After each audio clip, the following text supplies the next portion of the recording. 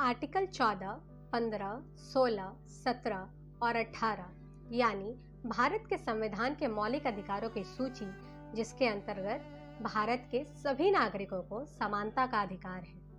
वहीं आर्टिकल 16 के अंतर्गत किसी पद पर नियुक्ति या रिक्रूटमेंट के लिए सभी नागरिकों को समान अवसर देने का प्रावधान है। साथ ही किसी भी पद के संबंध में धर्म, मूल वंश, जाति, जन्म स्थान या फिर लिंग आदि के आधार पर किसी भी प्रकार का भेदभाव नहीं किया जा सकता।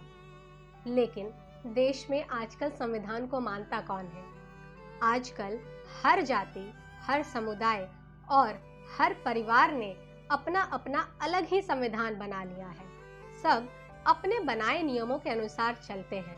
किसी को ना तो कानून से कोई मतलब है और ना ही उससे कोई डरता है। मैं ऐसा इसलिए कह रही हूँ क्योंकि जब महिलाओं और बेटियों को मर्यादा या नियम कानून बताने हो तो पूरी दुनिया वकील बन जाती है। वहीं जब महिलाओं को उनका हक देना हो तो वही वकील और समाज के रक्षक उनसे उनके बुनियादी और मौलिक अधिकार भी छीन लेते हैं। आज राष्ट्रीय बालिका दिवस है। सभी ने अपनी अपनी बेटियों के साथ सोशल मीडिया पर फोटोज शेयर किए हैं। तो मैंने सोचा क्यों ना आज बेटियों और उनके हक की बात भी कर ली जाए। नमस्कार, आप देख रहे हैं बिहारी नारी और मैं हूं आपकी दोस्त शिवानी केशरी।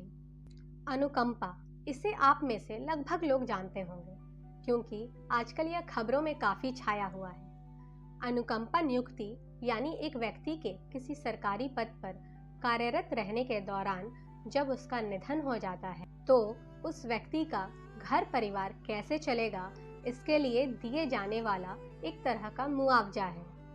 इसके तहत व्यक्ति के परिवार के किसी सदस्य जैसे उसकी पत्नी, पति, बेटा, भाई या फिर बेटी को नौकरी दी जाती, जिससे उनके घर के कमाने वाले सदस्य के चले जाने के बाद भी उन्हें आर्थिक रूप से किसी भी तरीके की परेशानी ना हो। हालांकि यह कोई संवैधानिक हक तो नहीं है, लेकिन विभिन्न राज्य सरकारों द्वारा बनाए गए अनुकंपा नियुक्ति योजना के तहत नौकरियों के रिक्तियों का 5% अनुकंपा के तहत नियुक्ति के लिए रिजर्व की जाती है। वैसे इस संबंध में हर राज्य के नियम अलग अलग हो सकते हैं।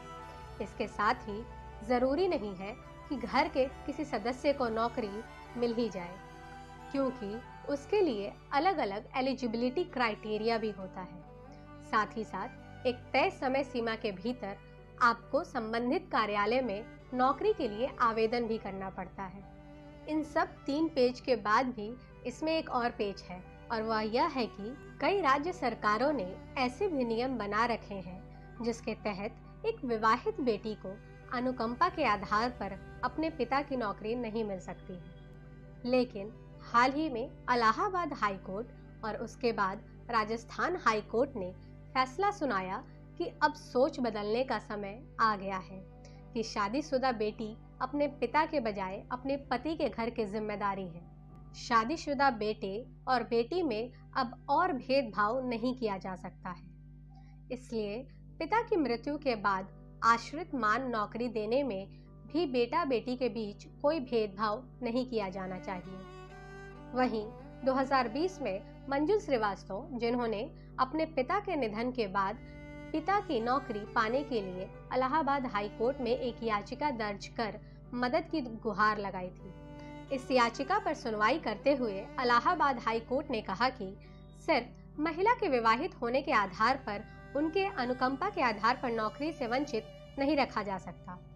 ये हमारे संविधान के अंतर्गत आने वाले मौलिक अधिकारों आर्टिकल 14 और 15 का उल्लंघन करता है, जिसके तहत सभी नागरिकों को समानता का अधिकार यानी राइट टू इक्वालिटी है।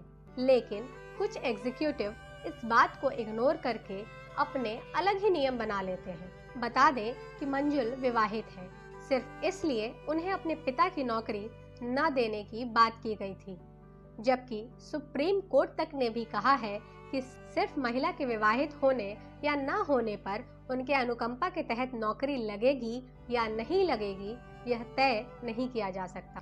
तमाम हाई कोर्ट ने भी कहा है कि जब एक विवाहित बेटी का माता पिता के संपत्ति और उनके देख रेख में बराबर का हक है तो अनुकंपा के तहत नौकरी लेने में क्यों नहीं।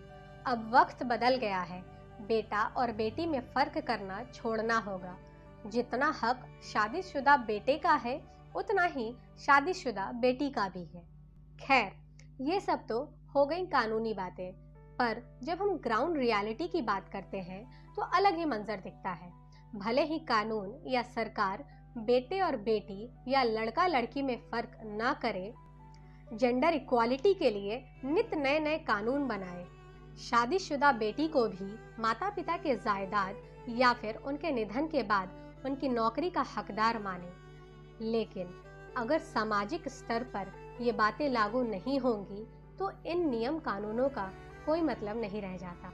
भले ही हम समाज के सामने अपनी बेटी को बेटा कह दें या फिर बेटियों को लक्ष्मी, सरस्वती, दुर्गा का रूप बता दें, लेकिन इससे उनके हालात और स्टेटस में कुछ खास फर्क नहीं पड़ता, क्योंकि 2021 के जेंडर गैप इंडेक्स के आंकड़ों के अनुसार भारत 28 पायदान नीचे लुढ़क कर जेंडर गैप में अब 156 देशों में 140वें स्थान पर पहुंच चुका है, जो कि हमारे लिए वाकई में एक चिंताजनक बात है।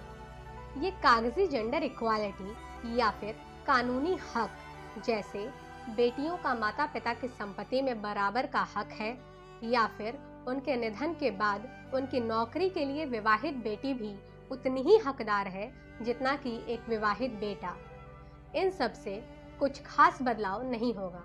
जब तक समाज और परिवार अपने बेटे को बेटा और अपनी बेटी को बेटी के रूप में स्वीकार न कर ले, तब तक ये कानून बनते रहेंगे और ज़रूरतमंद बेटियां कोर्ट के चक्कर काटती रहेंगी। मैंने कई ऐसे पेरेंट्स को दहेज के खिलाफ आवाज़ उठाते देखा है, क्योंकि इससे उन्हें नुकसान है, पर बेटियों को अपने जायदाद में हक देने के लिए किसी भी माता पिता को अपने बेटे के खिलाफ खड़ा होते नहीं देखा।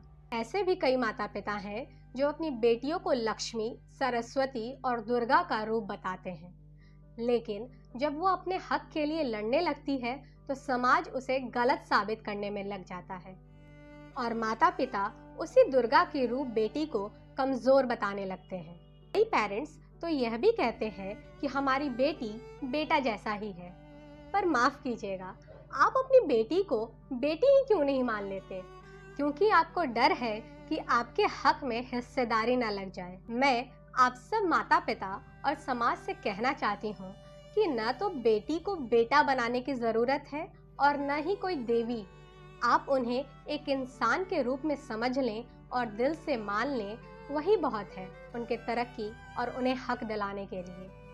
नहीं तो बेटी पढ़ाओ और बेटी बचाओ जैसे हैशटैग चलते रहेंगे और हम बेटियों से उनका हक छीनते रहेंगे। एक गुजारिश आप सभी महिलाओं और बहनों से भी है, जैसे ही आपको कोई कहे कि आप तो देवी हैं और कभी माँ पापा कहें कि तू तो मेरा बेटा है, तो उन्हें एक बार ज़रूर कहिए, मैं लड़की ही काफ़ी हूँ। बाकी आप सबको राष्ट्रीय बालिका दिवस की ढेर सारी शुभकामनाएं। मिलते हैं बहुत जल्द। धन्यवाद।